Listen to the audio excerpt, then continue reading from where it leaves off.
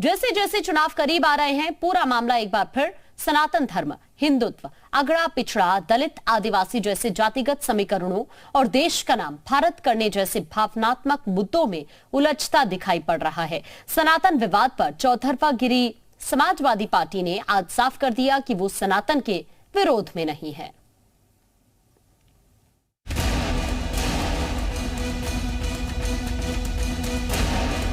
सनातन और हिंदू धर्म ग्रंथ इन दिनों सियासी नेताओं के बीच इस वक्त सबसे सॉफ्ट टारगेट बने हुए हैं। अपनी सियासत चमकाने के लिए कभी कोई इसकी तुलना डेंगू मलेरिया से करता है तो कोई इसे मिटाने की बात करता है। वहीं सनातन विरोधियों पर पीएम मोदी के दिए बयान के बाद यूपी में सनातन पर जमकर घमासान मचा है। बीजेपी के सुर में सुर मिलाते हुए सुभासपा अध्यक्ष ओपी राजभर ने भी शुक्रवार को राजभर में विपक्षी गठबंधन को आड़े हाथों लिया, उन्हें सनातन विरोधी बताया।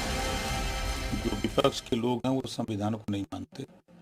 संविधान को मानते तो ये बात नहीं बोलते, क्योंकि बाबा साहब डॉक्टर अम्बेडकर जी ने संविधान में जो व्यवस्था दी है, सभी धर्मों को अपने अपने हिसाब से मानने वाले लोग माने, कोई प्रॉब्लम नहीं है। लेकिन विपक्ष के लोग मूल भावनाओं से, जो काम विपक्ष का था वो काम एनडीए सरकार कर रही है, इस नाते विपक्ष बहुत परेशान है। हालांकि राजभर ने विपक्षी गठबंधन इंडिया पर हमला बोला था, लेकिन उनके निशाने पर सपा और उसके मुखिया अखिलेश यादव भी थे।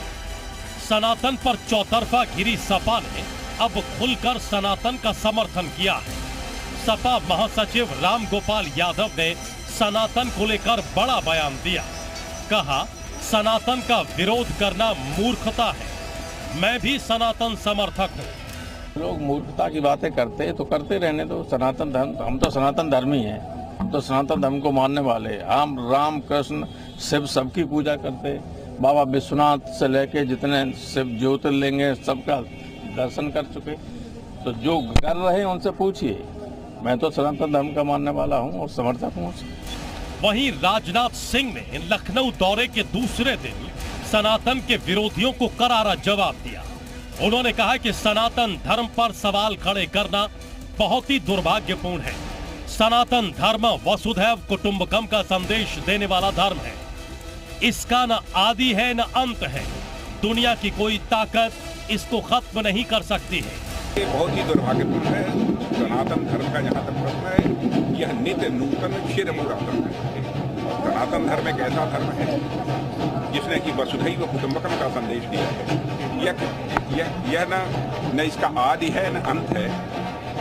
दुनिया की कोई ताकत इस सनातन धर्म को समाप्त नहीं कर सकती।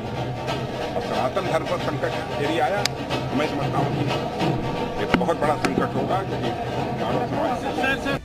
जैसे जैसे लोकसभा के चुनाव करीब आ रहे हैं, पूरा मामला एक बार फिर सनातन धर्म, हिंदुत्व, अगड़ा पिछड़ा, दलित, आदिवासी जैसे जातिगत समीकरणों और देश का नाम भारत करने जैसे भावनात्मक मुद्दों में उलझता दिखाई पड़ रहा है। बीजेपी की पिच क्लियर है।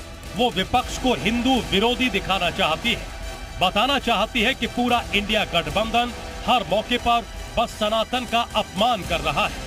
राम मंदिर के मुद्दे के सहारे सत्ता में आई बीजेपी एक बार फिर से सनातन को मुद्दा बनाकर विपक्ष को चारों खाने चित्त करने में जुटी है। ब्यूरो रिपोर्ट, जी मीडिया। बीजेपी के वार पर अब विपक्ष ने भी पलटवार करना शुरू कर दिया है। आपको कुछ ग्राफिक्स के जरिए बताते हैं। सनातन कभी खत्म नहीं होगा। कांग्रेस पार्टी सनातन हितैषी है। जब तक सृष्टि तब तक सनातन रहेगा। बीजेपी के पास कोई मुद्दा नहीं है। सनातन पर बेवजह सियासत करने की कोशिश हो रही है। तो ये पलटवार विपक्ष की तरफ से किया गया है बीजेपी पर।